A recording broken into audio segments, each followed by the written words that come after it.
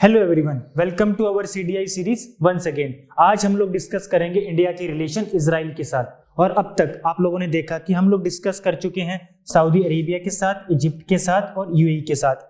Last 1 और 1.5 साल में जो इजराइल के साथ हमारे रिलेशन डेवलप हुए हैं, आज हम उसको डिस्कस करेंगे। फर्स्ट ऑफ ऑल कहां से शुरू करते हैं? 30th एनिवर्सरी सेलिब्रेट करी है हमने डिप्लोमेटिक रिलेशंस की। इसका मतलब क्या हुआ कि 1992 में हमने डिप्लोमेटिक रिलेशंस बनाए इजराइल के साथ और 2022 में उसको 30 साल पूरे होते हैं, तो उसी की सालगिरह को हम सेलिब्रेट करते हैं। उससे पहले एक चीज और इंपॉर्टेंट है, वो क्या है कि स्ट्रेटेजिक रिलेशनशिप अपग्रेड हो चुके थे। पहले तो डिप्लोमेटिक रिलेशन बने, उसके बाद वो स्ट्रेटेजिक रिलेशनशिप में इवॉल्व हो चुके हैं। वो हुआ था 2017 में, बट 2022 में इसको 30 ईयर कंप्लीट हुए हैं। तो दिस इज ऑल अबाउट जो हम लास्ट 1 ईयर में या लास्ट 1.5 ईयर में इजराइल के साथ अपने रिलेशंस को देखते हैं। अब इसके डिफरेंट एस्पेक्ट्स को, पॉलिटिकल इफेक्ट्स को, कल्चरल को, डिप्लोमेटिक को, स्ट्रेटेजी को, इसको एक्सप्लोर करते हैं थोड़ा सा। First of all relation political, economic और कॉमर्शियल, इन तीनों एस्पेक्ट्स पे कैसे हैं हमारे इजराइल के साथ। हमने अभी क्या किया, रिसेंटली इसके साथ एक न्यू क्वाड बोले तो मिडल ईस्टर्न क्वाड की फॉर्मेशन करी है। उसके अंदर क्या है, 4 कंट्रीज पार्टिसिपेट कर रही है, यूएसए, यूएई, इजराइल और इंडिया। अब इसको न्यू क्वाड क्यों बोला गया है? क्योंकि एक क्वाड का जन्म पहले ही इंडो पैसिफिक रीजन में हो चुका है और उसके अंदर 4 कंट्रीज कौन कौन सी हैं? इंडिया, ऑस्ट्रेलिया, जापान और यूएसए। तो अब दोनों क्वाड के अंदर 2 कंट्रीज कॉमन है, एक यूएसए और एक इंडिया। तो यहां से हम देख सकते हैं कि दोनों कंट्रीज की रेलेवेंसी दोनों रीजन में कितनी है, मिडल ईस्टर्न रीजन में भी और इंडो पैसिफिक रीजन में भी। उसके बाद हाई लेवल एक्सचेंज कर रहे हैं और मिनिस्ट्रियल विजिट, बार बार मिनिस्ट्रियल विजिट्स फॉरेन मिनिस्टर्स की हो सकती है, डिफेंस मिनिस्टर्स की हो सकती है। इन मिनिस्टर्स की जो मीटिंग है या हाई लेवल की टॉक है, दोनों तरफ से पिछले आप ये कह सकते हो जो भी पीरियड में हमारे रिलेशंस बने हैं उसमें ज्यादा हुई है। उसके बाद जो बैलेंस ऑफ ट्रेड है वो इंडिया के फेवर में आता है, मतलब हम ज्यादा एक्सपोर्ट करते हैं इंस्टेड ऑफ इंपोर्ट। और इसमें जो सबसे बड़ी कम्युनिटी या मेजर कम्युनिटी वो डायमंड है। डायमंड का ट्रेड हम इस कंट्री के साथ बहुत करते हैं, तो नियर अबाउट हम 40% जो हमारा ट्रेड रहता है वो डायमंड का ही रहता है इजराइल के साथ। नेक्स्ट, इजराइल जो हमारा है 3rd लार्जेस्ट ट्रेडिंग पार्टनर है, मतलब जो ट्रेडिंग पार्टनर है, व्यापार जिस कंट्री के साथ हम करते हैं उसमें इंडिया जो है इजराइल का 3rd लार्जेस्ट है एशिया के अंदर, ठीक है, और 7th लार्जेस्ट है ग्लोबली। इजराइल की एक्सपर्टीज है कुछ चीजों में, जैसे हॉर्टिकल्चर में, राइट, उसके बाद माइक्रो इरिगेशन में, नर्सरी मैनेजमेंट में, पोस्ट हार्वेस्ट मैनेजमेंट। ये जो एग्रीकल्चर से रिलेटेड जो भी डिफरेंट एस्पेक्ट्स हैं जिस पे इजराइल की एक्सपर्टीज है, उसमें क्या है कि हम इजराइल की हेल्प ले रहे हैं ताकि हम एग्रीकल्चर को और रिवैम्प्ड कर सकते और स्ट्रेंथन कर सके इंडिया के अंदर। तो दीज रिलेशंस पॉलिटिकल, इकोनॉमिक और कमर्शियल्स हम डेवलप कर रहे हैं अपने इजराइल के साथ। नेक्स्ट हम रिलेशन देखते हैं डिफेंस में। डिफेंस रिलेशन में क्या है कि इंडिया इंपोर्ट करता है क्रिटिकल डिफेंस टेक्नोलॉजी। क्रिटिकल, तो उसके अंदर एक एग्जांपल हम देख सकते हैं ब्राक मिसाइल का, क्योंकि आपने देखा है कि टेक्नोलॉजी के मामले में इजराइल बहुत एडवांस्ड है कंट्री है। ओके, तो इसके साथ अभी हम डिफेंस डील्स भी कर रहे हैं, डिफेंस इंगेजमेंट्स कर रहे हैं, डिफेंस इक्विपमेंट्स की बात कर रहे हैं और ट्रांसफर टेक्नोलॉजी की भी बात कर रहे हैं। नेक्स्ट, जॉइंट वर्किंग ग्रुप हमने बनाया इस कंट्री के साथ, किसको? टू काउंटर टेररिज्म पे भी हम इस कंट्री के साथ बातचीत कर रहे हैं। और एक एग्रीमेंट है जिसमें हम म्यूचुअल लीगल असिस्टेंस, मतलब आपसी मदद प्रोवाइड करेंगे, किसके अंदर? क्रिमिनल मैटर्स में। जो भी क्रिमिनल मैटर्स रहेंगे उसमें एक दूसरे को मदद प्रदान करेंगे। और सबसे इंपॉर्टेंट चीज, इंडिया की डी-हाइफेनेटेड पॉलिसी।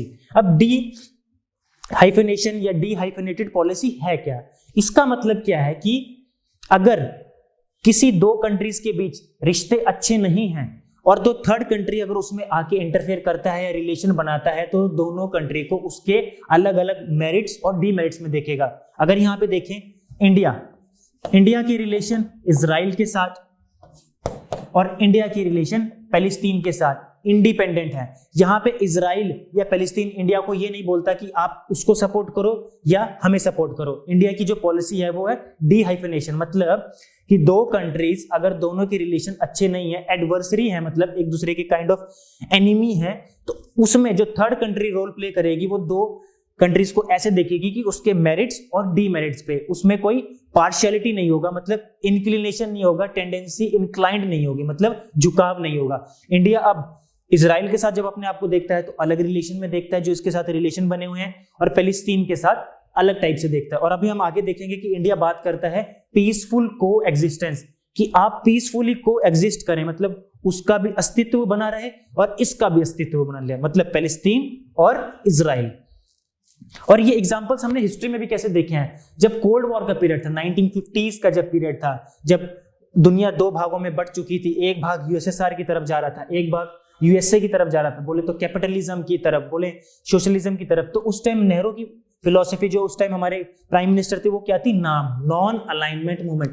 इसका मतलब ये नहीं था कि नॉन अलाइन मतलब हम इसकी तरफ भी नहीं जा रहे, इसकी तरफ नहीं जा रहे, मतलब यूएसए और यूएसएसआर उस time non alignment stand for कि हम अपने वे में चीजों को देखेंगे, नॉन अलाइंड होकर देखेंगे, अनबाइज्ड होकर देखेंगे। तो ये हमने डी-हाइफिनेशन पॉलिसी का एक पॉलिसी मैनिफेस्टेशन हिस्ट्री में भी देखा। और अभी हम रिसेंटली देख रहे हैं, बिल्कुल रिसेंटली, जो Feb 24, 2022 में जो नियर अबाउट उसको 1 ईयर होने को आया, जो रशिया ने यूक्रेन पे अटैक किया है, उसमें इंडिया का जो स्टैंड है, इंडिया ने अपने स्टैंड क्या बोला है? इंडिया ने बोला है कि हम अपने नेशनल इंटरेस्ट से काम करेंगे, मतलब जो हमारे राष्ट्र के हित में चीजें होंगी हम उस अकॉर्डिंग काम करेंगे। हम ना ही रशिया की तरफ से चीजों को देखेंगे, ना ही यूक्रेन की तरफ से देखेंगे, या जो यूएनओ जो हम पे प्रेशर बना रहा है कि आपको हम रेजोल्यूशन पास कर रहे हैं उसमें इंडिया को वोट करना चाहिए या ह्यूमन राइट काउंसिल में वोट करना चाहिए, इंडिया एब्सटेन कर रहा है, इंडिया जा ही नहीं रहा। इंडिया ना ही अपना उसमें सपोर्ट दिखा रहा है, ना ही अपनी मतलब अगेंस्ट हो रहा है उस चीज के। इंडिया क्या बोल रहा है कि हम वही काम करेंगे जो हमारे राष्ट्रीय हित में आता है, ये बोले तो नेशनल इंटरेस्ट। तो दिस इज डी-हाइफिनेटेड पॉलिसी। और ये सबसे इंपॉर्टेंट चीज है इंडिया का रिलेशन जब हम पढ़ते हैं इजराइल के साथ और फिलिस्तीन के साथ। इजराइल फिलिस्तीन का जो इशू है वो सिंस आप ये कह सकते हैं कि 1950s से है, उससे भी पुराना है, बट 1950s से ये इशू ज्यादा इमर्ज हो रहा है। उसमें क्या है कि एक ही लैंड को दोनों कंट्री क्लेम कर रही हैं। ओके, नेक्स्ट जो रिलेशन है वो है सोशल और कल्चरल टाइज। इसके अंदर क्या है कि हमारे एंशिएंट टाइज है, दोनों कंट्रीज जो हमारा इतिहास रहा है उसमें दोनों कंट्रीज एक दूसरे को जानते हैं। उसके बाद नेक्स्ट है कॉमन शेयर्ड वैल्यूज। हम कुछ वैल्यूज शेयर करते हैं। इंडिया की वैल्यू क्या है? लाइक वासुदेव कुटुंबकम, मतलब whole world is one family. ये पूरी दुनिया एक परिवार की तरह है, एक समाज की तरह है, होल वर्ल्ड। और ऐसी इजराइल में भी एक वैल्यू है, उसका नाम क्या है? टिकुन ओलामा, टिकुन ओलाम। वो क्या बोलते हैं? Heal the world. मतलब ये जो दोनों फिलॉसफी आप बोल सकते हो या बोल सकते हो कॉन्सेप्ट बोल सकते हो, ये दोनों कहीं ना कहीं अलाइंड होते हैं, राइट? तो कॉमन शेयर्ड वैल्यूज भी हम इस कंट्री के साथ करते हैं। और इजराइल के अंदर right now near about 80 to 90,000 Indian origin Jews रह रहे हैं, जूज, यहूदी। और वो ज्यादा कहां से बिलोंग करते हैं? वो बिलोंग करते हैं महाराष्ट्र से। कहां से करते हैं? महाराष्ट्र से, ठीक है। This is all about social and cultural ties. अब अगर हम इस चीज को क्रिटिकली इवैल्यूएट करें, अपने रिलेशंस को अभी हमने हर एस्पेक्ट पे देखा, उसके बाद अगर हम क्रिटिकली एनालाइज करना चाहें तो यहाँ पे जो सबसे पहला फैक्टर आता है वो रेडिकलिज्म, फंडामेंटलिस्ट जो एक्टिविटीज है, या टेररिज्म है, या बोल सकते हैं क्रॉस बॉर्डर टेररिज्म है, वो सबसे बड़ा रोल प्ले करता है दोनों कंट्रीज के रिलेशन में, टेररिज्म और रेडिकलिज्म। इकोनॉमिक में क्या है कि अभी तो हमारी जो एफटीए टॉक है अभी स्टैग्नेट पोजीशन पे रुकी हुई है, मतलब जैसे वाटर इज स्टैग्नेट, मतलब पानी रुक चुका है, मतलब ऐसे ही हमारा एफटीए जो है इसके साथ, इस कंट्री के साथ फ्री ट्रेड एग्रीमेंट, वो अभी स्टैग्नेट पोजीशन पे है। सेकंड, हमने इसके साथ एक डील करी थी, एक एग्रीमेंट किया था, वो उसका नाम है BIT, बाइलेटरल इन्वेस्टमेंट ट्रीटी, 1996 में, बट अभी रिसेंटली उस ट्रीटी को इंडिया ने टर्मिनेट कर दिया है। तो इकोनॉमिक टाइज इस कंट्रीज के साथ अभी हमारे फ्लरिश नहीं हो रहे हैं या बह नहीं रहे हैं, फ्लो नहीं हो रहा है, काइंड ऑफ रिवर। उसके बाद रीजन की जो जियोपॉलिटिक्स है, इस रीजन की जो जियोपॉलिटिक्स है, पहले अभी हमने देखा 2 मिनट पहले देखा क्या, इंडिया और इजराइल और पैलेस्टीन का जो इशू है, और इस इशू में इजराइल को बैक्ड कर रहा है USA. Israel is backed by USA. उसके बाद सऊदी अरेबिया और इजराइल की जो टाइज अब उभर के आ रहे हैं, वो उनकी जो नजदीकियां हैं वो बढ़ रही हैं। और उस क्यों बढ़ रही हैं? क्योंकि वो राइज, किसके राइज को? ईरान के राइज को वो लूज करना चाहते हैं। उसको आप ये कह सकते हैं कि वीक करना चाहते हैं। अब इंडिया के लिए इन दोनों ही स्टैंड में, अब इंडिया का स्टैंड क्या है, बड़ा ही स्ट्रेटेजिक डिलेमा में इंडिया, मतलब कश्मकश में इंडिया फंस चुका है। कैसे फंस चुका है, क्योंकि आपने देखा कि अभी न्यू जो क्वाड बना है इस मिडिल ईस्टर्न रीजन में, उसमें इंडिया पार्ट है, बट इजराइल और पैलेस्टीन का इश्यू चला हुआ है। फर्स्ट ऑफ ऑल दो इंडिया ने उसको टैकल कर लिया है अपने डीहाइफिनेशन पॉलिसी, बट स्टिल इंडिया के लिए कश्मकश एक द्विधा सी बनी रहती है। वहीं ईरान में इंडिया का शाबार पोर्ट है, इंडिया की जो एनर्जी नीड्स है वहां पे कहीं ना कहीं इंडिया वो हैम्पर होती है। तो इंडिया के लिए हमेशा एक स्ट्रेटेजिक डिलेमा इस रीजन में बना रहता है। क्यों बना रहता है, क्योंकि इस रीजन की जो जियो पॉलिटिक्स है। उसके बाद नेक्स्ट ह्यूमन राइट वायलेशन, इस पे भी बात बहुत होती है। United nation human right violation में रिसेंटली अभी एक बात की गई कि एक परमानेंट ज्वाइंट कमीशन बनाई जाती है, जिसके अंदर ये छानबीन की जाएगी कि जो वहां पे अत्याचार किया जा रहा है, पैलेस्टीन जो पैलेस्टीनियन है या गाजा स्ट्रिप है, वेस्टर्न बैंक है, वहां पे जो इजरायली यहूदी की तरफ से वहां पे जो अत्याचार किया जा रहा है, जो भी हरेसमेंट किया जा रहा है, उस पर हम एक छानबीन बिठाते हैं। बट उस पर जब भी रेजोल्यूशन लेके आता है, इंडिया हमेशा एक ऐसी स्थिति में आके फंस जाता है कि इंडिया एब्सटेन करता है, वहां पे जाते नहीं, अपनी गैर मौजूदगी दिखाना ज्यादा प्रेफर करता है।